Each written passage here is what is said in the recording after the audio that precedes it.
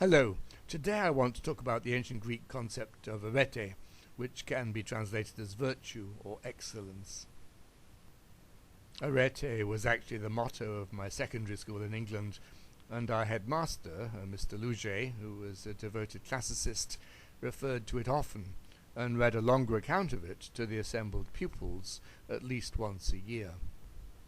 I believe that the passage he read came from a book by the educationalist Sir Richard Livingstone, Education for World Adrift, first published in 1943, at a time when the world was convulsed by the horrors of World War II. I will read you the passage now, both because it's worth reading and as a rather belated tribute to Mr. Luget. Livingstone writes, "There is no equivalent for the word arete in English. It is virtue, not in the modern, but in the old sense of the word, excellence, with no moral sense necessarily attaching to it. Everything, the Greeks said, has a use, a function, a virtue of which it is capable. Take things as different as a knife, an eye, a doctor. Each of them has a use, and is capable of a virtue.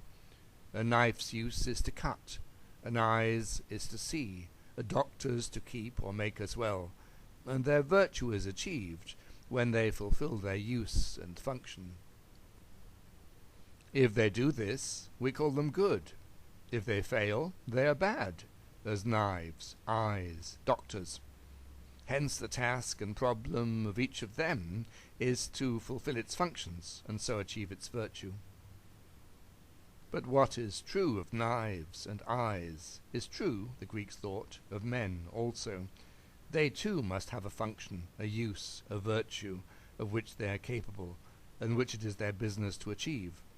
And insofar as they achieve it, we shall call them good. It is easier to see the functions and virtue of an eye or a knife than of a man, and in fact he has many functions, and therefore many virtues to strive after. A human being is a member of a family, a son or daughter, husband or wife, father or mother. He is a citizen, a member of a state. He has a profession or occupation.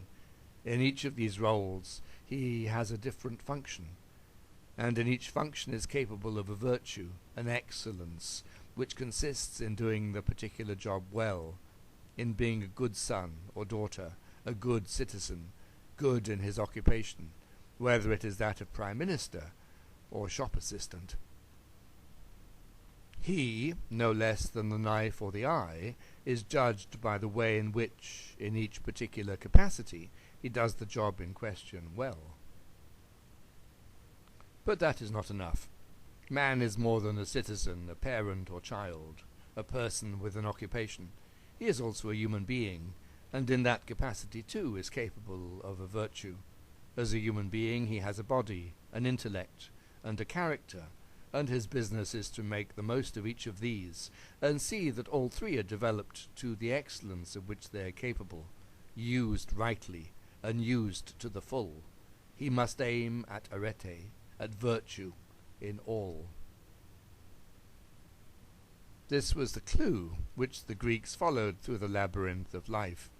Its business, they thought, is to seek the highest and the most of whatever a man is or does. They admired every kind of virtue, of excellence, sought after them, and tried to create a society in which they could be achieved. And this ideal, this purpose, partly explains why in so many fields of life they achieved an excellence which, long after they have perished, remains a model and an inspiration." So ends a quotation.